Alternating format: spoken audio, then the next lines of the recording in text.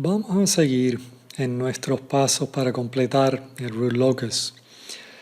Una de las cosas que queremos calcular, que había comentado en un ejemplo anterior, era que si tenemos estos polos complejos, como en este ejemplo, que yo sé que eventualmente estos polos se van a acercar a la asímptota que calculamos, pero yo no sé en qué dirección se mueve inicialmente, ¿verdad? Yo no sé si es directamente hacia la asímptota o si es hacia abajo, o sea, hacia arriba, o si se aleja un poco y luego se acerca.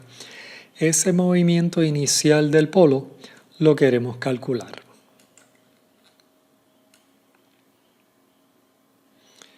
Y esto es lo que llamamos el ángulo de partida para nuestros polos complejos. Así que si hay polos complejos, se van a mover. Yo quiero saber en qué dirección es el movimiento inicial de ese polo. Y eso lo llamamos el ángulo de partida.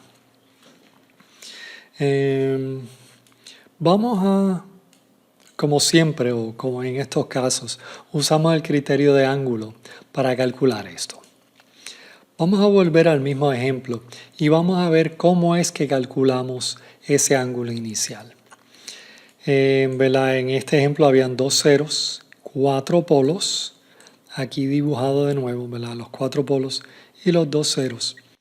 Y vamos a suponer que S1 es un punto en el root locus cerca del polo de arriba, ¿verdad? Quiero saber en qué dirección se está moviendo ese polo.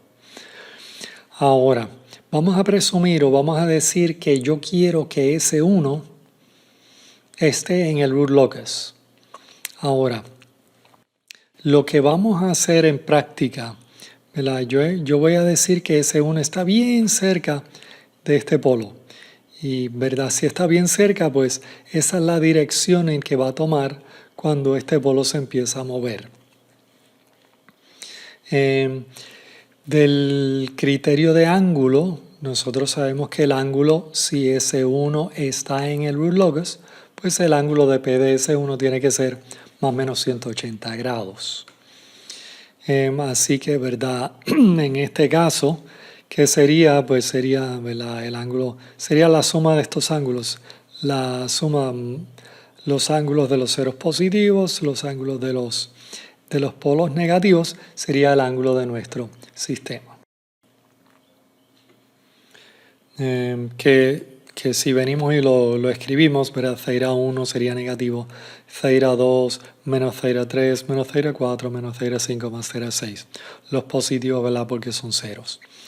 Y esto sería el ángulo total de nuestro sistema. Como siempre lo queremos calcular gráficamente, pero lo que vamos a hacer es lo siguiente. Estamos presumiendo que S1 está bien cerca de este polo, ¿verdad? Estamos presumiendo que S1 está bien cerca del polo. Si eso es así, el ángulo de los otros polos y ceros a S1 o a este polo es casi lo mismo, ¿verdad? Por ejemplo, en este caso, estos dos ángulos son casi iguales. Y mientras más cerca esté S1 de ese polo, pues más cerca van a ser esa aproximación. Y si S1 es un delta de distancia, pues entonces la aproximación es exacta. Así que lo que vamos a hacer es lo siguiente. El ángulo Ceira 1, pues lo calculamos como antes, pero el ángulo de los otros polos y ceros no lo calculamos a S1, sino que lo calculamos al polo. Si hacemos eso, pues entonces todos los otros ángulos, de Ceira 2 hasta Ceira 6, las podemos calcular porque sabemos la ubicación de los polos. El único desconocido aquí sería el ángulo Ceira 1 que estamos buscando, que es la dirección en que se va a mover ese polo. Así que esto lo podemos hacer gráficamente, ¿verdad? Ceira 1 es el desconocido. ¿Cuánto es Ceira 2? Bueno, esto es 1, esta distancia es 1, ¿verdad? Tangente inversa de 1 entre negativo 1, ¿verdad? Sería 135 grados. Ceira 4 sería 90 grados. Theta 3 también sería 90 grados y esto es por inspección, ¿verdad? Gráficamente.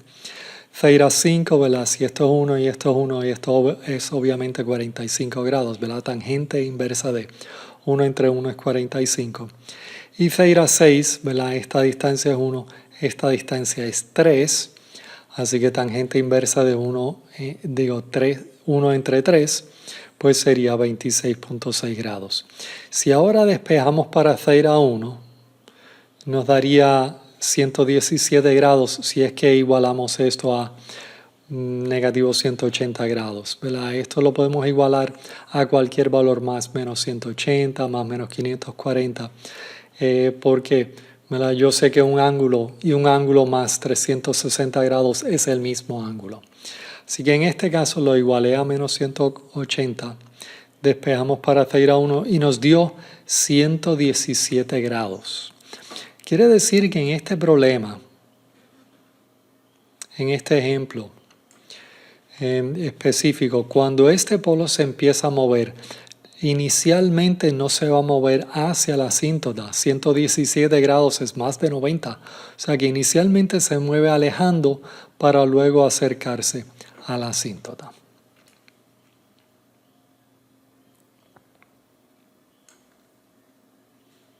Así que se mueve en esta dirección.